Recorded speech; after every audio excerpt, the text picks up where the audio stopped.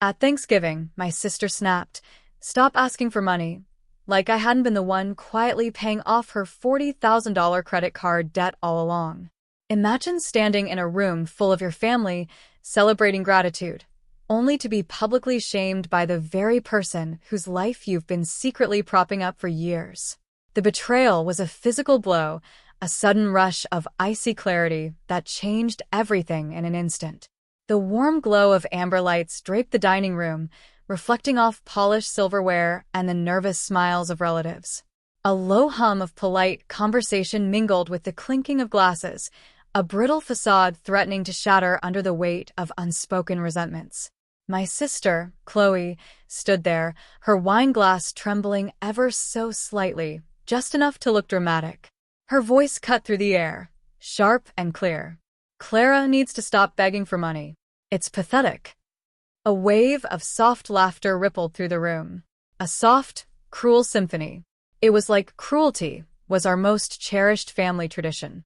I didn't argue. I didn't even speak. My hand instinctively reached for my phone, my thumb flying across the screen. Banking app. Open. My fingers moved with a detached precision I didn't know I possessed. 6 years of secret payments. Her credit cards. Her car. Her loans. All gone in 30 seconds. She didn't even notice at first. Not until her phone started vibrating, a frantic, insistent buzz. Declined. Declined. Declined. You should have seen her face when the realization hit. When she finally looked up, saw my calm, cold gaze, and understood exactly who had just pulled the plug. But trust me, that wasn't revenge. That was only the opening move. Thanksgiving had always been my mother, Eleanor's, favorite performance. Our house would glow like something out of a magazine spread, cranberry-scented candles, polished silver, a centerpiece so perfect you were afraid to breathe near it. Every year, Chloe made her grand entrance precisely 30 minutes late, a Burberry coat draped just so, her husband Ethan trailing behind her, wearing that practiced, empty smile so common among wealthy men. I'd show up quietly, a store-bought pie in one hand, car keys in the other. No one ever noticed I was on time. You learn patterns when you grow up as the family's afterthought. Eleanor would beam at Chloe like she was sunlight personified, while saving a distinct tone for me, half pity, half subtle disapproval. "At least you're stable, Clara," she'd say, as if stability were just a consolation prize for a life less fabulous. My father, Robert, would chime in about Chloe's entrepreneurial spirit, conveniently forgetting her Etsy store lasted 3 months and bled money. It didn't matter. Chloe sparkled. I balanced spreadsheets. I made more money than anyone else in that room, but to them, I'd never be interesting enough to brag about. I was just dependable. For years earlier, before any of this, Chloe called me. It was past midnight, and her voice shook the way it always did when she needed something. "Liv," she whispered, using that old nickname, "I maxed out a card on the kitchen remodel. Ethan can't know. Please, just this once. I'll pay you back." The payment was $890. I wired it before I even asked a question. That's what sisters do, right? Help each other. But once became twice. Then every single month. Credit cards, a car loan, an insurance bill. Her emergencies slowly morphed into lifestyle maintenance. By year 4, I was covering $3,600 a month. Enough to buy my own second car. I kept every receipt, every text message. I told myself it was temporary, that one day she'd make it right. She never did. And I never said no. A part of me wanted to prove I wasn't the selfish one they thought I was. Another part was terrified of what would happen if I stopped. The family already saw me as cold, logical, detached. Refusing to help Chloe would, in their eyes, make me cruel. So, I stayed quiet, writing invisible checks to preserve their glittering illusion of Chloe's perfect life. But that Thanksgiving felt different. Maybe it was the way Ethan kept avoiding my gaze, or how Chloe's laughter came out too sharp, too brittle. Something was cracking beneath the gloss, a fault line running through their carefully constructed facade. I didn't know it yet, but that night would be the last time they ever underestimated me. Dinner began exactly as it always did. Robert carving the turkey like a surgeon, while Chloe narrated her life as if it were a reality show. Ethan just expanded his practice, she announced, passing him a glass of Pinot like she was awarding a trophy. We're thinking of buying the house next door. The kids want a pool. The table erupted with admiration. I managed a smile that didn't quite reach my eyes and sipped my water. My pie sat untouched on the counter, shrinking under the glow of her $200 charcuterie board. Then my cousin, Sarah, spoke up, her voice small. I've been drowning in student loans, she confessed. I can barely make minimum payments. I looked up, ready to offer some real help. I can show you a few options to consolidate. Eleanor cut me off, her voice sharp but politely masked. Not now, Clara. Not everyone wants to talk about numbers. Chloe, ever eager for attention, jumped in. Sarah, you should talk to me. I'm great with money. Great with money. I nearly choked on my water. This was the woman whose minimum payments I'd been covering for years.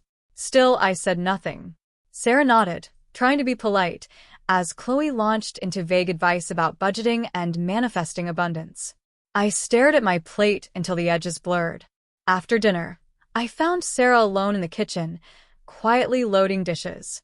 Hey, I said softly. If you want, I can send you some real resources. No pressure.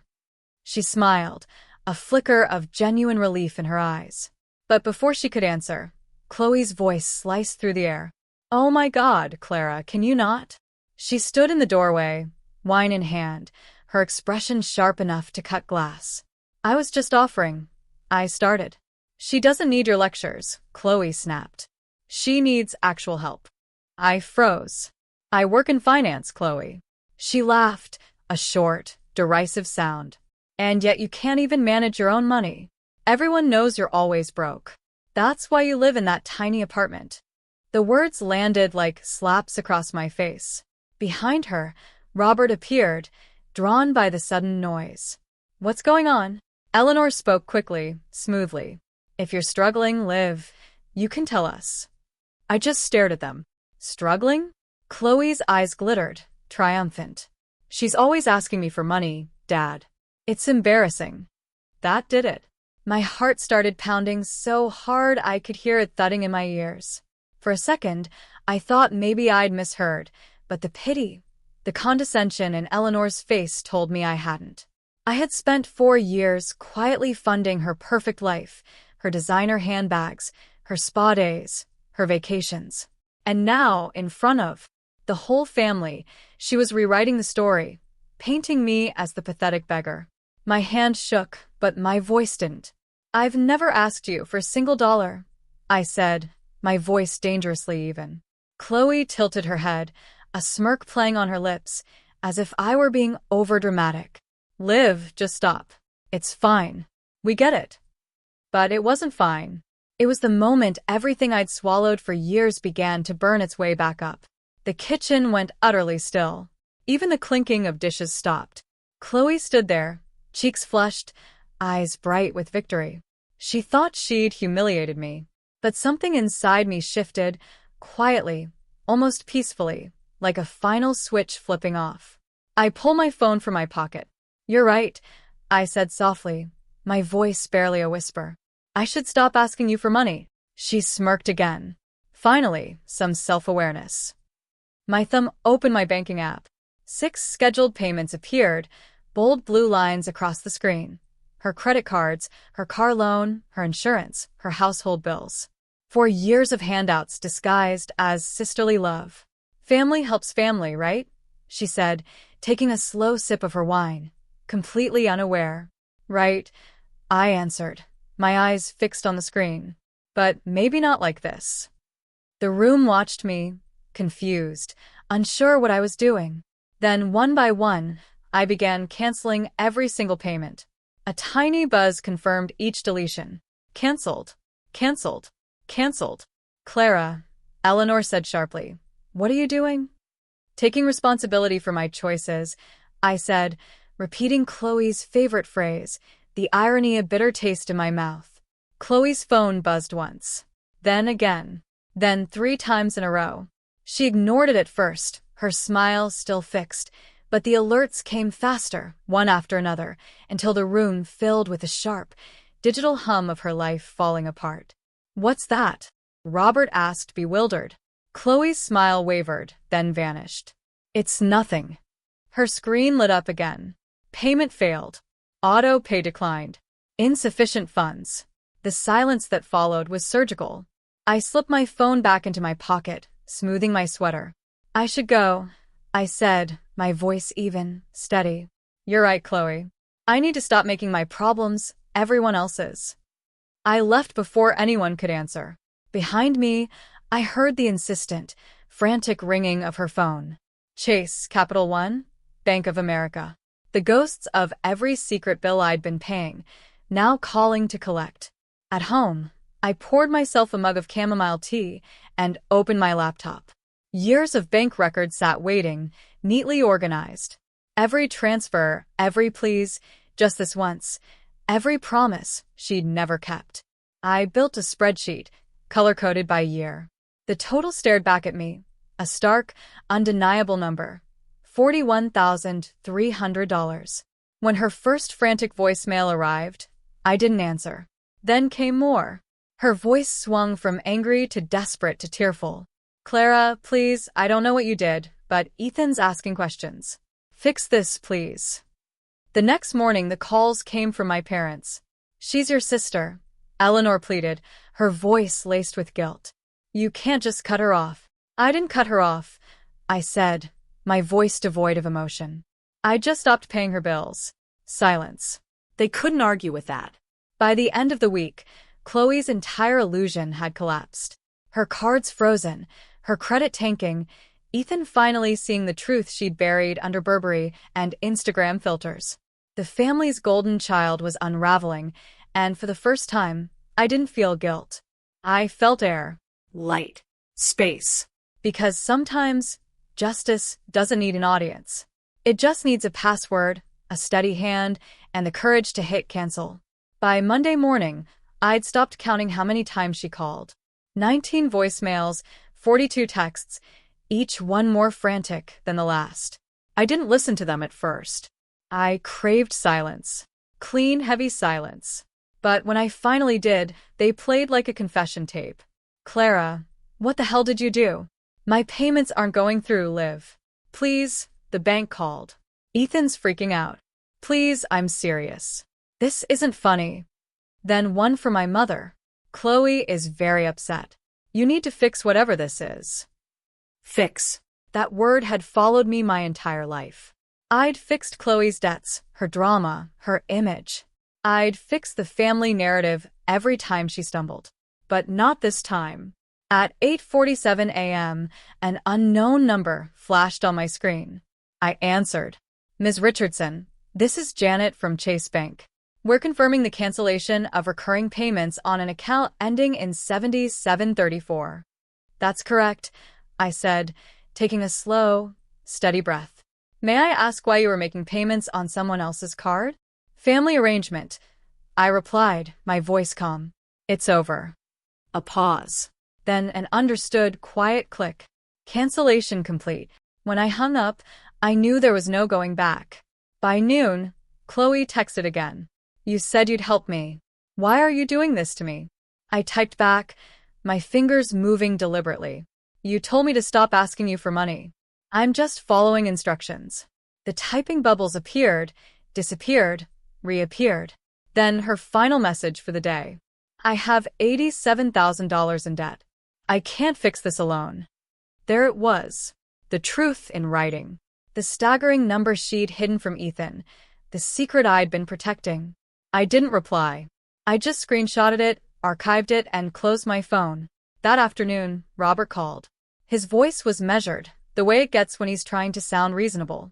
"Clara, your sister's in serious trouble. The credit card companies are threatening to send her to collections." "I know. Then you need to do something." "I did," I said, a faint smile touching my lips. "I stopped paying her bills." He sighed heavily. "That's heartless. She's your sister."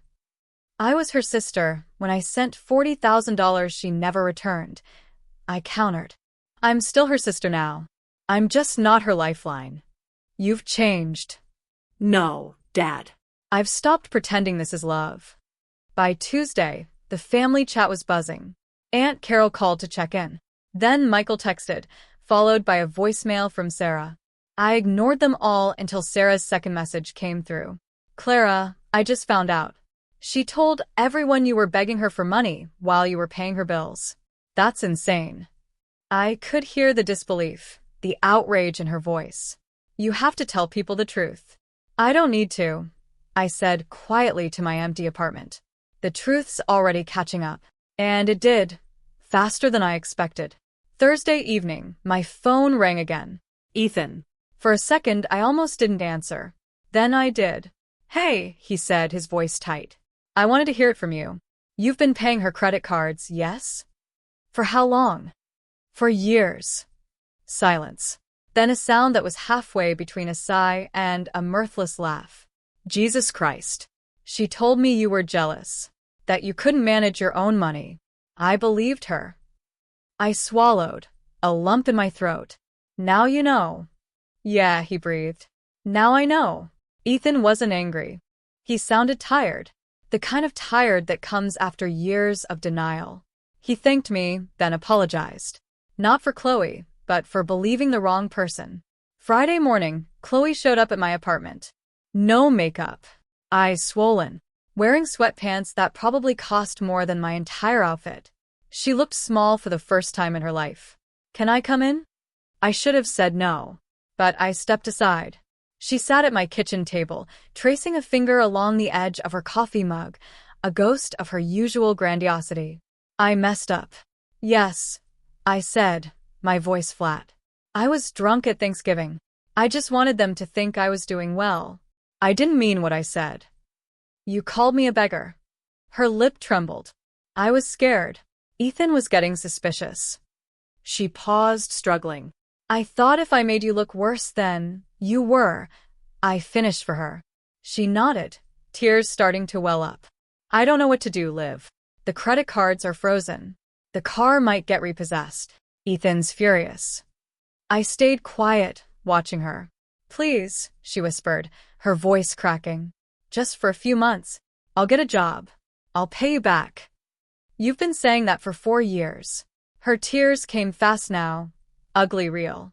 You don't understand. I'll lose everything. No, I said softly, standing up. You already did. She blinked at me, like she hadn't processed it yet. I walked to the door and opened it. I can't, I said. Not again. She hesitated, her shoulders slumped. I really am sorry. I believe you're sorry it's over, I told her, my voice unwavering. But I don't think you're sorry for what you did. She left without another word. That night, I sat on my couch, my small, quiet couch in my small, quiet apartment, and exhaled for what felt like the first time in years. My phone vibrated once. A new text from Ethan. She's telling the truth about being sorry. I'm handling it. She's working now. Thank you for everything. I didn't reply. Not yet. Some things don't need words. Because revenge isn't always fire and spectacle. Sometimes, it's the slow, steady silence of a door that finally stays closed. And in that silence, for the first time, I heard my own life start again. By the time spring came, the story of that Thanksgiving had been picked clean by every branch of our family tree. The older generation whispered that I had grown cold, while the cousins quietly called to say I'd done the right thing. I didn't correct anyone. I was tired of correcting people. Ethan sold Chloe's SUV and bought her a used sedan. He canceled their lavish Turks and Caicos trip, took over all their accounts, and set up automatic transfers to pay down her debt. Chloe started working at a local boutique, 40 hours a week, on her feet. The girl who used to post from luxury resorts now posted pictures of folded sweaters and discount handbags. Eleanor tried to stage family dinners to reconcile us. I went, but I didn't play the old role anymore. I brought my own dessert, smiled politely, left early.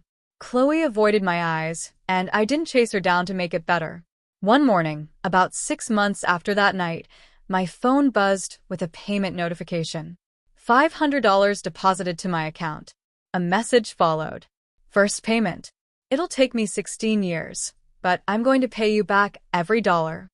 I stared at it for a long time. Part of me wanted to send it back. Another part knew she needed to do this for herself. I typed 2 words. Received. Thank you. Life moved quietly after that. I redirected that $3,600 a month into investments. The next Thanksgiving, my portfolio was up 34%. I still lived simply, but now every piece of furniture, every quiet morning coffee felt like mine. Paid for. Earned. Untied from anyone else's chaos. At Christmas, Chloe and I stood side by side in Eleanor's kitchen again. Strangers who shared the same childhood. She handed me a plate of cookies without meeting my eyes. I'm working on it, she said softly. I know, I told her. It wasn't forgiveness. It was acknowledgement. Sarah hugged me before she left that night. You taught me not to let people walk all over me, she whispered. You did that by finally not letting them walk over you. That's when I realized the truth. The moment I stopped being the family's scapegoat wasn't when Chloe's phone lit up with declined payments. It was when I stopped apologizing for doing what was right. A year later, Thanksgiving looked smaller. Fewer guests, less noise. But for once, the quiet felt right. I sat at the same table where everything had fallen apart 12 months before and realized I wasn't waiting for anyone's approval anymore. I'd spent most of my life trying to be the sister who fixed things until I learned that fixing others can break you in ways no one sees. Chloe was polite, calm, almost shy. She passed me the mashed potatoes, and for the first time, there was no hidden performance behind her smile. I didn't feel anger anymore, just distance, the kind that finally feels peaceful. I left early, walked out into the cold night, and thought about all the things I'd bought back with my silence. My dignity, my savings, my self-respect. I used to think revenge meant making them hurt, but real revenge is just living well, unbothered. Free. If you've ever been the one who held a family together until it broke you, this story is for you. Drop a comment and tell me where you're listening from or what you would have done. Your stories remind me I'm not alone. And if you believe that setting boundaries isn't cruelty but courage, hit subscribe. There are more stories like this about people who finally stopped apologizing for saving themselves.